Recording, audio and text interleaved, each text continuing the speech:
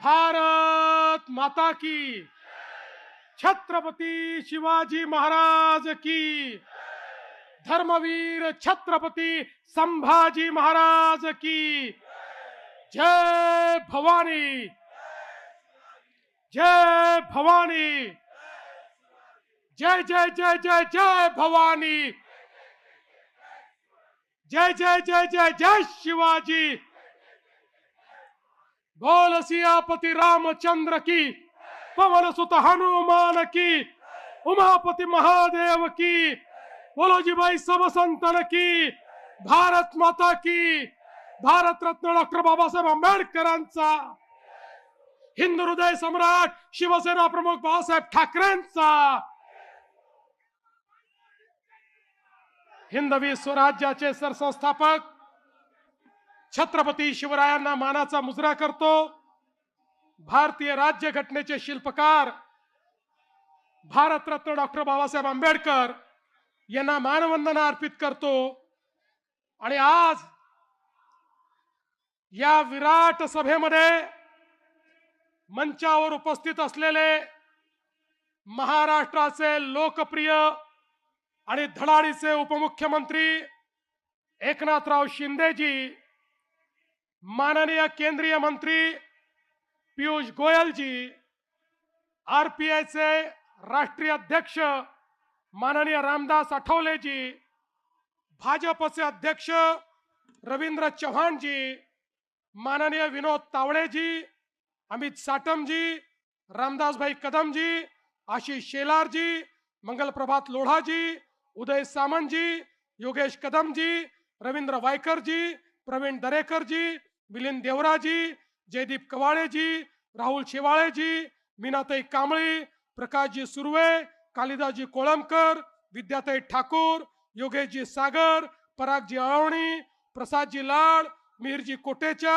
मनीषाताई कायंदे, तुकाराम काते, मंचावर उपस्थित सर्व मान्यवर नेता मंडळी, या ठिकाणी मोठ्या संख्येने उपस्थित असलेल्या आमच्या सर्व लाडक्या बहिणी आणि उपस्थित सर्व माझ्या लाडक्या भावांनो, खरं म्हणजे मुंबईच्या प्रचाराचा शुभारंभ मी आणि शिंदे साहेबांनी 3 तारखेला केला। तो दिवस तिथीप्रमाणे आई जिजाऊंचा जन्मतिथीचा दिवस होता। आणि आज ज्यावेळी शिवतीर्थावरची ही शेवटची सभा आम्ही घेतो, हा दिवस पुन्हा आई जिजाऊ मा साहेबांचा या ठिकाणी जयंतीचा दिवस आहे।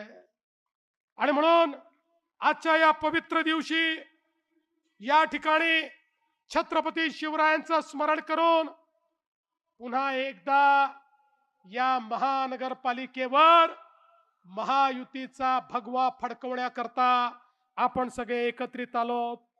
आज स्वामी विवेकानंदांची देखील जयंती आहे।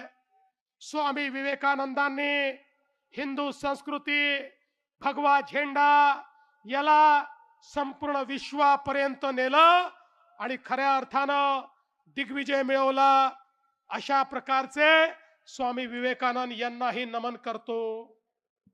कधी कधी मी विचार करतो, इतक्या सभा घेण्याची खरंच गरज आपल्याला आहे का? पण माझ्याकरता तो संवाद असतो। पण काही गोष्टी या सभांपेक्षा अधिक एका वेगळ्याच संवादामध्ये आपल्याला समजू शकतात। आणि म्हणून मी कोणाकडनं तरी शब्द उधार घेतो आणि म्हणतो, जरा लाव रे तो व्हिडिओ, लाव बरं जरा। हे उद्धव वगैरे जे आहेत ना, यांच्या या नीच राजकारणाचाच मला कंटाळा आला होता आणि म्हणून मी बाहेर पडलो। आणि मग जर का उद्धवला कंटाळून तू शिवसेना सोडली असशील तर उद्धवच्या फोनची वाट का बघतोस? आणि ज्यांनी बाळासाहेब असताना त्यांच्या पाठीत खंजीर खुपसला, बाळासाहेबांचं ज्यांनी ऐकलं नाही तो माझं ऐकेल असं तुम्हाला वाटतं? तिथून बाहेर पडताना माझ्या बरोबर मी गाडी चालवतोय, माझ्या बरोबर उद्धव बाजूला बसलाय। तिथून हॉस्पिटल मधनं मातोश्रीला मी घेऊन आलो। हॉस्पिटल मधनं मातोश्रीला येईपर्यंत तेव्हा नाही रे वाटलं की बाळासाहेबांच्या पाठीत खंजीर खुपसणाऱ्याच्या बाजूला मी बसलोय म्हणून। मुलाखतीमध्ये मी असं म्हटलं होतं, सेनेबरोबर परत मनसेने युती करावी किंवा मी तुम्हाला सांगू का, तो माणूस बोलतो वेगळं आणि करतो वेगळं. हा माणूस विश्वास ठेवणार का नाहीये मला माहिती आहे. तो अख्ख्या देशाला आणि महाराष्ट्राला माहित नाही, इतका जवळून मला माहिती आहे. निंदकाचे घर असावे शेजारी. माझ्याकडे खूप व्हिडिओज आहेत. व्हिडिओ मराठीच्या मुद्द्यावरती असेल किंवा हिंदुत्वाच्या मुद्द्यावरती असेल, त्या उद्धव ठाकरेंच्या अंगावरती एक तरी केस आहे का? फक्त पैशासाठी, स्वार्थासाठी सगळ्या गोष्टी, कधी हा कधी तो पण मला सत्तेत बसवा. माझ्याकडे खूप व्हिडिओज आहेत. मग तुम्हाला हवा होता म्हणून माननीय बाळासाहेबांच्या नावावरती मुंबईचा महापौर बंगला जो ढापला, तो लोकांना विचारून ढापला. माझ्याकडे खूप व्हिडिओज आहेत. जे खोके खोके ओरडत आहेत त्यांच्याकडे कंटेनर्स आहेत. कोविड पण नाही सोडला त्यांनी. प्रत्येक वेळेला यायचं, बाळासाहेबांचं नाव पुढे करायचं, मग आम्ही लगेच बाबडेपणाने इमोशनल. एकदा तुम्ही स्वतःच्या डोळ्याने आणि कानाने ऐका आणि डोळ्याने बघा. ती नाही का ज्याला स्वतःला बाळासाहेब झाल्यासारखं वाटतं, मग कधी मराठीच्या नादाला लागतात, कधी हिंदुत्वाच्या नादाला लागतात. शेवटी त्या संजय दत्तला कळतं की साला आपण ते भेजे में केमिकल लोचा होईल आहे. अरे तू कोण आहे? तू कोण? वल्लभभाई पटेल काय महात्मा गांधी? तू कोण आहे की मी बोलतोय ना? अरे मी बोलतोय ना, काय लॉजिक आहे? बघा परिस्थिती काय होती. कौन नेता नाम ले लो, वो क्या नेता है क्या? अरे वो तो सब मिली जुली सुपारीबाज है सभी. आमच्या आजोबांनी फार छान शब्द काढला होता असल्या वृत्तीच्या लोकांसाठी. हे सगळे लवंडे. संपलेल्या पक्षांवर मी उत्तर देत नाही. संपलेल्या पक्षांवर मी उत्तर देत नाही. पेंग्विन. बाबा दुपार झाले आता उठले असतील आणि सुपारी चढत असतील. बाबा दुपार झाले आता उठले असतील. घोडाचा कधी उठतंय, तुला काय करायचं?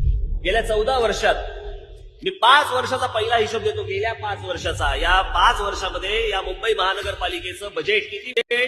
21,000 कोटी रुपये. 21,000 कोटी रुपयाचं बजेट या मुंबई महानगरपालिकेचं. त्यातले 60% पैसे हे आस्थापनेवरती जातात, तिथल्या पगारावरती जातात, इतर गोष्टीवरती जातात. राहतात किती?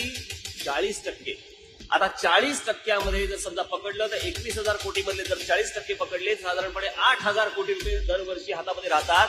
म्हणजे 5 वर्षामध्ये कमीत कमी 40,000 कोटी रुपये हातामध्ये होते. या मुंबई शहरावरती खर्च करायला गेले कुठे?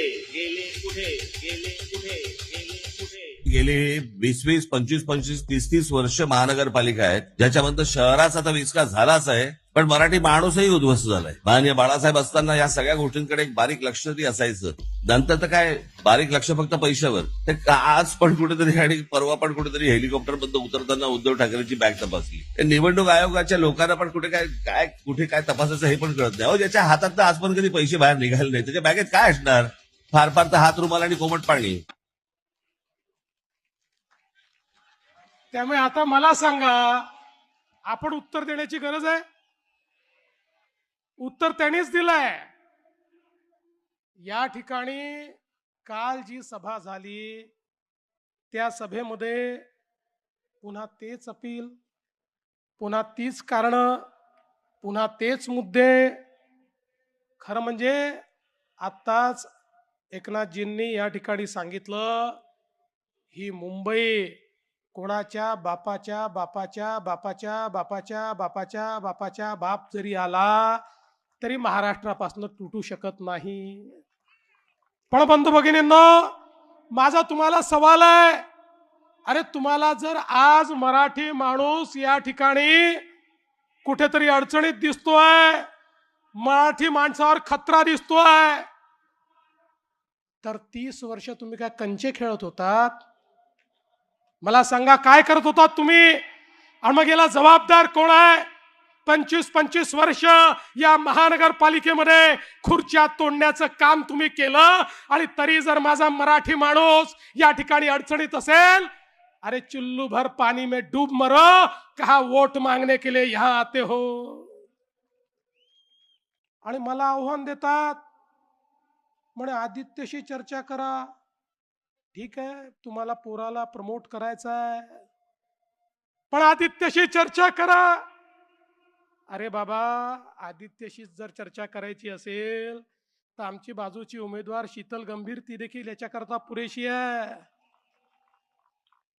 आज खुलं आव्हान देतो, उद्या दिवसभरात कधीही आदित्य ठाकरेंनी सांगावं, त्या ठिकाणी आदित्य ठाकरे येतील, आमच्याकडनं शीतल गंभीर येईल आणि करूया चर्चा. आणि मग काय सांगायचं? मुंबईकरांकरता शेवटची निवडणूक, मराठी माणसाकरता शेवटची निवडणूक. बंधू भगिनींनो, ही मुंबईकरांकरता शेवटची निवडणूक नाही, ही मराठी माणसाच्या अस्तित्वाची निवडणूक नाही. अरे हा मराठी माणूस तो आहे ज्यानं अटके पार झेंडे लावले. छत्रपती शिवाजी महाराजांनी आम्हाला असं सळसळत रक्त दिलाय. आम्ही अन्याय सहन करणारे हे मराठी लोक नाही आहोत. अरे आम्ही तर त्या ठिकाणी पानिपतच्या लढाईमध्ये लढण्याकरता गेलो होतो. ते संकट महाराष्ट्रावर नव्हतं.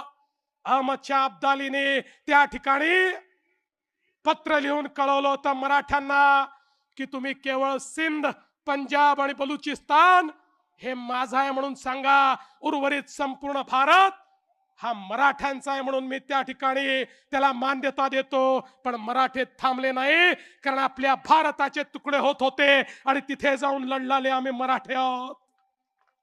आणि तुम्ही या ठिकाणी आम्हाला सांगता आपलं अस्तित्व संपून जाईल. अरे मराठी माणसाच्या अस्तित्वाची लढाई नाही आहे, तुमचं अस्तित्व पणाला लागलेलं आहे. आणि म्हणून पुन्हा एकदा सांगतो, तुम्ही म्हणजे मराठी नाही, तुम्हीच म्हणजे महाराष्ट्र नाही, तुम्ही म्हणजे मुंबई नाही.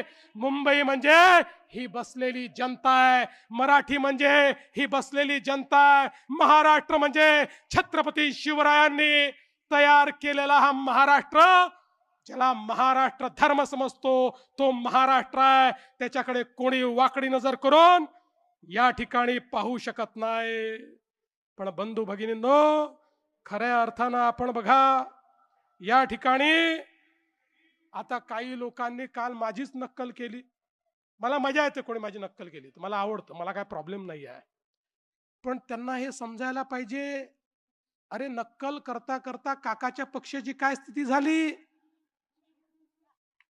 काकाला किमान चांगली नक्कल करता येते, भाषण करता येतं, तुम्हाला तेही करता येत नाही. तुमची काय अवस्था होईल. आणि म्हणून मला असं वाटतं थोडं मागे वळून बघितलं तर यांच्या लक्षात येईल. आणि काय म्हणाले या ठिकाणी, म्हणाले मराठी करता आम्ही एकत्रित आलो, महाराष्ट्र करता एकत्रित आलो, आणि मग हिंदी सक्ती झाली म्हणून आम्ही एकत्रित आलो. पहिल्यांदा सांगतो, या महायुतीच्या सरकारमध्ये महाराष्ट्रामध्ये फक्त मराठी सक्तीची, फक्त मराठी सक्तीची. आम्ही सांगितलं त्रिभाषा सूत्रामध्ये इतर कुठली भाषा तुम्हाला शिकायची असेल ती शिकण्याची तुम्हाला मुभा आहे, पण सक्तीची मराठी असणार आहे. पण एकदा पुन्हा सांगू इच्छितो, या गजनी लोकांना जे विसरले आहेत, तो गजनी पिक्चर आला होता ना, तसे गजनी आहेत. म्हणून एकदा क्रोनॉलॉजी सांगतो, या राज्यामध्ये हिंदी सक्ती करणारे कोण. खरं म्हणजे या ठिकाणी राज ठाकरेजी तुम्ही पण ऐकून घ्या. 21 सप्टेंबरला उद्धव ठाकरेंनी घोषणा केली, या ठिकाणी नवीन एज्युकेशन पॉलिसीवर, त्रिभाषा सूत्रावर आम्ही समिती तयार करतोय. 16 ऑक्टोबर 2020 ला डॉक्टर माशेलकर समिती तयार झाली. या समितीमध्ये इतर लोकांसोबत उबाठाचे उपनेते, शिवविद्या प्रबोधिनीचे संस्थापक आणि विश्वस्त विजय कदम देखील होते. समितीतल्या 18 पैकी 16 लोक मराठी होते. 14 सप्टेंबर 2021 ला या समितीने तत्कालीन मुख्यमंत्री माननीय उद्धव ठाकरेजींना अहवाल सादर केला. अहवाल घेत असताना भोंगेश्वरी त्या ठिकाणी उपस्थित होते. त्यांनी देखील तो अहवाल बघितला. आता हा जो अहवाल आला, या अहवालाचा पृष्ठ क्रमांक 56 कॉपी पण पाठवतो आणि अहवालही पाठवतो. पृष्ठ क्रमांक 56 वर भाषेकरता जो उपगट केला त्या उपगटाचा अहवाल त्याच्यामध्ये दिलेला आहे. त्या उपगटामध्येही उबाठाचे उपनेते, शिवविद्या प्रबोधिनीचे संस्थापक विजय कदम त्या ठिकाणी होते. त्यातली शिफारस काय आहे? मुद्दा क्रमांक 8.1 इंग्रजी आणि हिंदी भाषा, नीट ऐका, इंग्रजी आणि हिंदी भाषा ही दुसरी भाषा म्हणून पहिल्या वर्गापासनं लागू करण्यात यावी. मी नाही म्हणत आहे, या ठिकाणी उद्धवजींचा अहवाल म्हणतो 1ली ते 12वी इंग्रजी विद्यार्थी इंग्रजी शिकत असतील तर त्याला हिंदी पण शिकवलं पाहिजे, त्यामुळे त्याला भाषेची जाण येईल. बरं ठीक आहे, कदाचित ते कदम चुकले असतील, तसे कदम चुकत नाहीत फारसे, पण ते चुकले असतील. आणि हा अहवाल 14 सप्टेंबर 2021 ला या ठिकाणी सादर झाल्यानंतर 20 जानेवारी 2022 ला माननीय उद्धव ठाकरेंच्या अध्यक्षतेखालील मंत्रिमंडळाच्या बैठकीत आला आणि मंत्रिमंडळाच्या बैठकीने त्याला मान्यता दिली. म्हणजे 1ली पासनं 12वी पर्यंत हिंदी सक्ती करण्याकरता कोणी मान्यता दिली? एकनाथ शिंदेनी दिली, देवेंद्र फडणवीसने दिली, उद्धव ठाकरे यांच्या कॅबिनेटनी ती मान्यता दिली. आणि एवढंच नाही, 7 दिवसांनी पुन्हा कॅबिनेट होते आणि मागच्या कॅबिनेटचे सगळे निर्णय आपल्याला माहिती आहेत की नाही किंवा मान्य आहेत की नाही याकरता मिनिटचं कन्फर्मेशन होतं. 7 दिवसांनी ज्यावेळी इतिवृत्त समोर आलं, पुन्हा उद्धव ठाकरेंनी मान्यता दिली आणि त्या इतिवृत्तावर उद्धव ठाकरेंची सही आहे. कागद माझ्याकडे आहे.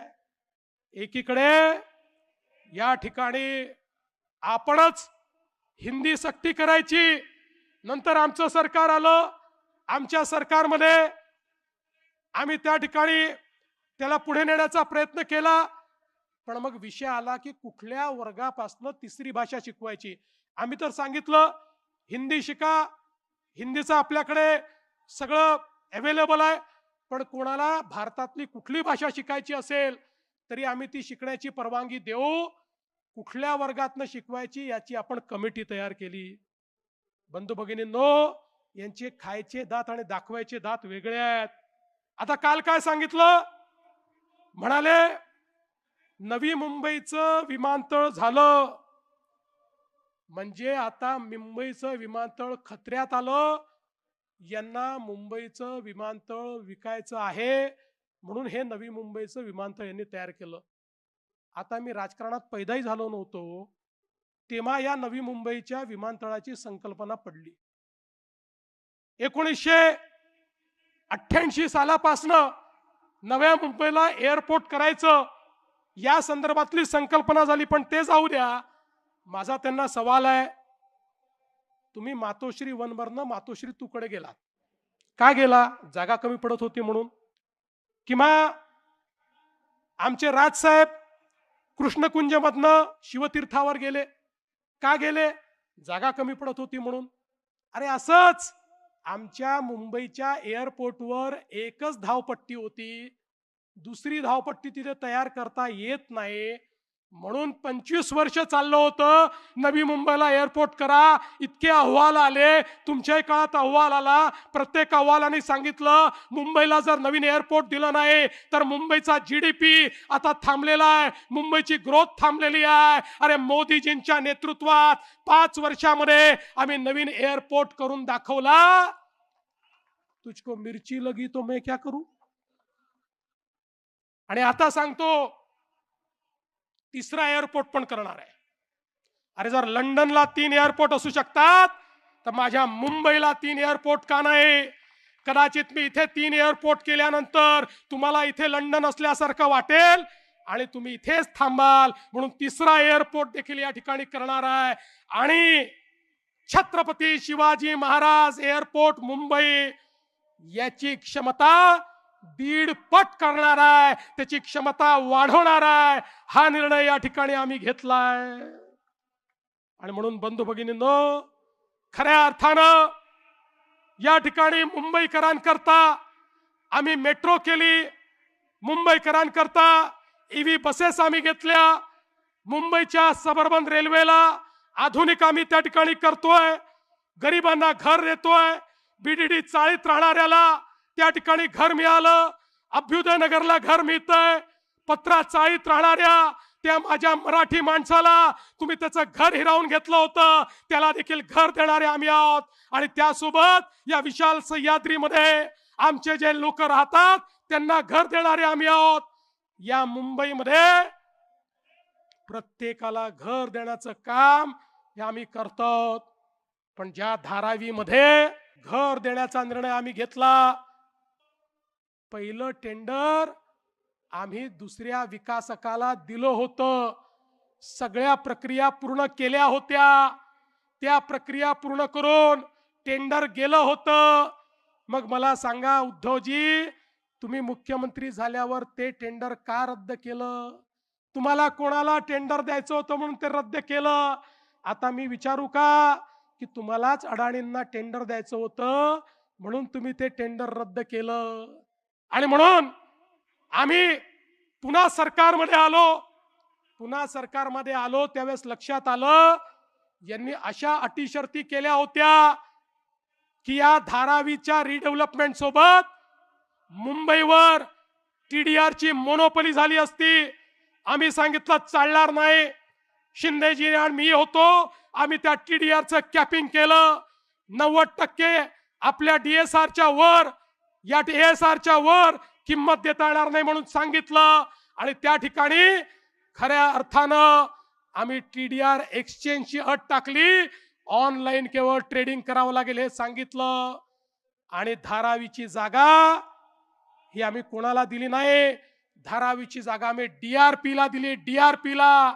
आणि त्या DRP मध्ये सरकार देखील आहे, विकासक अडाणी आहेत पण त्यात सरकार देखील आहे. आणि त्या ठिकाणी ओपन कॉम्पिटिशन केली, 4 टेंडर आले. त्यातनं आम्ही ज्यांनी सर्वात जास्त फायद्याचा सौदा दिला त्याला ते टेंडर त्या ठिकाणी गेलं. पण बंधू भगिनींनो, खऱ्या अर्थानं या ठिकाणी खोटं बोल पण रेटून बोल ही जी तुमची पद्धत आहे, या पद्धतीचं या ठिकाणी पर्दाफाश करण्याकरता मी आलो आहे. अरे बाबा, या सगळे जे प्रोजेक्ट आहेत, ज्या सगळ्या प्रोजेक्टचं तुम्ही बारसं करून राहिले, मी तर सांगितलं शेजारच्याचं पोरग मांडीवर बसवता आणि आमचं पोरग आहे सांगता. अरे या मुंबईला माहिती आहे, ये पब्लिक है, ये सब जानती है, कोणी केलाय मुंबई करता हे माहिती आहे. तुम्हाला दाखवण्याकरता एक देखील विषय या ठिकाणी या 25 वर्षात करता आला नाही. पण विकासावर बोलायचं असेल तर मर्द व्हावं लागतं. आता कोणामध्ये मर्दानगी आहे की नाही हे बोलणारा मी नाही आहे, माझे ते संस्कार देखील नाही आहे. पण माझ्या आई वडिलांपर्यंत तुम्ही पोचलात, माझ्या आई वडिलांवर तुम्ही बोललात. अरे शरम वाटली पाहिजे. मला एका गोष्टीचा अभिमान आहे, मी त्या बापाचा पोरगा आहे जो राष्ट्रीय स्वयंसेवक संघाचा प्रचारक होता. मी त्या बापाचा पोरगा आहे ज्या बापानं इमर्जन्सी मध्ये 2 वर्ष जेलमध्ये काढले. मी त्या बापाचा पोरगा आहे ज्याने आपलं जीवन संघर्षात घालवलं, कधी संपत्ती कमवली नाही. आणि मी तुम्हाला सांगू, अरे आज माझा बाप ज्यावेळी स्वर्गातनं मला पाहत असेल त्यावेळी त्यालाही हा आनंद होत असेल की माझं हिंदुत्व माझ्या मुलांनी या ठिकाणी चालवलं. पण तुमचे पिताश्री हिंदुहृदय सम्राट शिवसेना प्रमुख बाळासाहेब ठाकरे जेव्हा स्वर्गातनं पाहत असतील त्यावेळी त्यांना काय वाटत असेल? आता माझा मुलगा रशीद मामू सोबत बसायला लागला हे पाहिल्यानंतर त्यांना काय वाटत असेल? आणि म्हणून मी तुम्हाला एकच गोष्ट सांगतो, तुम्ही किती खोटं बोला तरी या जनतेचा तुमच्यावर विश्वास नाही. आता अडाणींच्या गुंतवणुकीबद्दल यांनी सांगितलं. खरं म्हणजे मला कधी कधी आश्चर्य वाटतं की गुंतवणूकदारांना लोक अट्रॅक्ट करतायत. बरं जाऊ द्या महाराष्ट्राचं, राहुल गांधी तर विरोधात आहेत ना अडाणींच्या, रोज बोलतात ना अडाणींवर.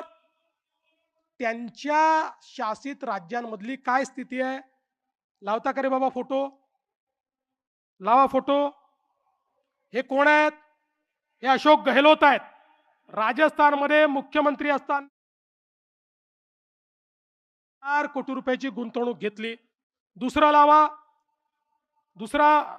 दुसऱ्याचा फोटो आला नाही पण मी सांगून देतो. छत्तीसगड भूपेश बघेल, हे भूपेश बघेल नाही ते पुढचे आहेत, थांबा इथे. भूपेश बघेल 55,000 कोटी रुपयाची गुंतवणूक घेतली. हे कर्नाटकचे काँग्रेसचे सिद्धरामय्याजी हे राजेश अडाणींसोबत या ठिकाणी बसलेत. DK शिवकुमार साहेब त्यांचे उपमुख्यमंत्री तेही बसलेत. 25,000 कोटी रुपयाची अडाणींची गुंतवणूक त्या ठिकाणी झाली. चला पुढे झारखंडला जाऊ. आता हे झारखंड मुक्ती मोर्चाचे हेमंत सोरेन 25,000 कोटी रुपयाची अडाणींची गुंतवणूक त्या ठिकाणी झाली. आता आपल्या दिदींकडे जाऊ. नाही त्याच्या आधी आपले हे आले. आता कुठले आले आपले? रेवंत रेड्डी हे आपले तेलंगणाचे. त्यांची किती गुंतवणूक आहे जरा बघू द्या. तेलंगणाची देखील 25,000 कोटी रुपयाची गुंतवणूक या ठिकाणी तेलंगणाची. आपल्या दिदी किती शिव्या रोज देतात मोदीजींना. रोज मोदीजींना शिव्या देणाऱ्या दिदी, रोज भाजपवर बोलणाऱ्या दिदी यांनी पण अडाणींना बोलवलं. काय सुंदर फोटो आहे बघा. एकमेकाला नमस्कार करून राहिले. जसं तुम्ही बोलून नमस्कार केला तसाच आहे हा. यांनी देखील या ठिकाणी 8,000 कोटीची गुंतवणूक घेतली. केरळ, अरे ज्या ठिकाणी कम्युनिस्ट काँग्रेस, ज्या ठिकाणी भगव्याला शिरू पण देत नाहीत, हे केरळचे मुख्यमंत्री पिनराई विजयन, डाव्यांचं सरकार 13,000 कोटीची गुंतवणूक अडाणीला बोलवून घेतली. ओडिसा हे माजी मुख्यमंत्री, हे पण भाजपचे नाहीत, NDAतही नाहीत, 29,000 कोटी रुपयाची गुंतवणूक घेतली. आंध्र प्रदेशचे जुने मुख्यमंत्री हेही NDAत नाही, यांना आपण पराभूत केलं. जगनमोहन रेड्डीजी 35,000 कोटी रुपयाची गुंतवणूक घेतली. आणि तमिळनाडू, अरे कुठे गेला तमिळनाडूमध्ये त्या ठिकाणी मुख्यमंत्री स्टॅलिन साहेबांनी 15,500 कोटी रुपयाची गुंतवणूक घेतली. आणि आता पंजाबला जाऊया. पंजाबमध्ये देखील या ठिकाणी पंजाबच्या मुख्यमंत्र्यांनी 4,500 कोटी रुपयाची गुंतवणूक या ठिकाणी घेतली. आता मला सांगा, हे सगळे वेडे आहेत? अरे बाबा, आपण कुठल्या जमान्यात आहोत? हा जमाना असा आहे, तुम्ही जर उद्योजकाला नाकारलं, तुम्ही जर गुंतवणूक नाकारली, तर गुंतवणूकदार दुसरीकडे जायला तयार आहे. आणि मग गुंतवणूकदार जर आला नाही तर या ठिकाणी आमच्या मुलांच्या हाताला काम कसं मिळेल? तुमचं बरं आहे, केवळ भाषण करायचे आणि मराठी माणसाला काय द्यायचं? नोकऱ्या तर सोडाच, शिव वडापावची गाडी त्या ठिकाणी द्यायची. वडापावच्या व्यतिरिक्त मराठी माणसाकरता तुम्ही स्वप्न पाहिलं नाही, पण आमचं स्वप्न आहे या मराठी माणसाला उद्योजकही बनवू, त्याला नोकऱ्याही देऊ. एकही मराठी माणूस या ठिकाणी खऱ्या अर्थानं बेरोजगार राहणार नाही. याकरता अडाणी हो किंवा कोणी हो, जो महाराष्ट्रात गुंतवणूक करेल त्याचं आम्ही स्वागत करू. आमचं ठरलंय कोणालाही गैरफायदा देणार नाही, पण आलेल्या प्रत्येकाचं स्वागत हे या ठिकाणी झालंच पाहिजे. आणि एवढंच नाही, एक सुंदर प्रेझेंटेशन देखील झालं. आणि या प्रेझेंटेशन मध्ये त्यांनी सांगितलं कशी अडाणींची 2014 नंतर नेटवर्थ वाढली मोदींमुळे. आता मी काही अडाणींचा वकील नाही आहे, ते त्याचं उत्तर देतील. पण महत्वाचं हे आहे, अरे वेड्यांनो, 2014 साली हा महाराष्ट्र, हा देश भारत जगातली 11वी अर्थव्यवस्था होता. आता तो जगातली 3री अर्थव्यवस्था झाला. जगामध्ये एवढी मोठी अर्थव्यवस्था विस्तारित झाल्यानंतर हजारो उद्योजक या ठिकाणी तयार झाले. आणि जे उद्योजक या ठिकाणी होते त्या सगळ्यांनी प्रचंड मोठा विस्तार केला. त्या प्रत्येकाची नेटवर्थ वाढली, प्रत्येकाचा रेव्हेन्यू वाढला, प्रत्येकाचं ऑपरेशन वाढलं. मी तर या ठिकाणी 25 कंपन्यांचंच फक्त बॅलन्स शीट आणलं आहे आणि त्यातल्या काही प्रमुखांचं वाचून दाखवतो, म्हणजे आपल्या लक्षात येईल नरेटिव्ह काय आहे. अरे मोदीजींनी तर हजारो कंपन्या ज्या कधी लिस्टेड नव्हत्या आज त्या लिस्टेडही आहेत आणि प्रॉफिट मेकिंग देखील आहे.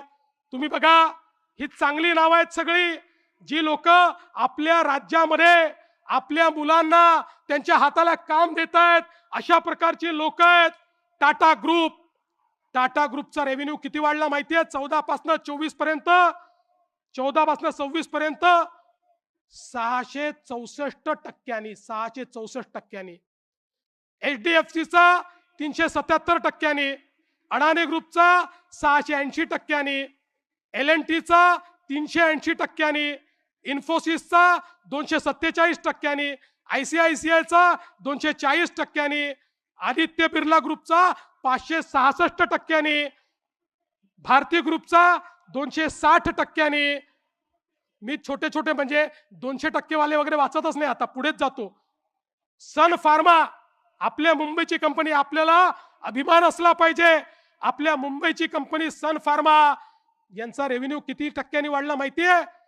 1552%, 1552%. एव्हेन्यू सुपर मार्केट ही पण मुंबईवालेच आहेत, यांचा कितीने वाढला माहितीये? 1166%.